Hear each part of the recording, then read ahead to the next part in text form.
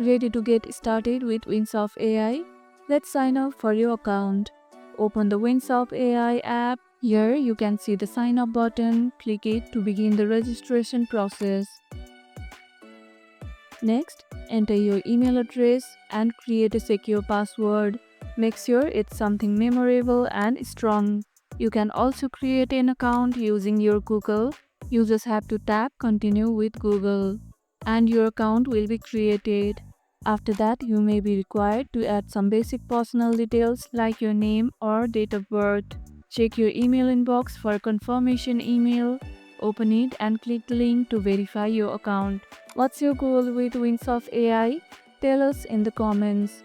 Once confirmed, you are all set. Welcome to Windsurf AI. If this video helped, hit the like button, share it, subscribe, and leave a comment. Thanks for watching, and I'll see you in the next one.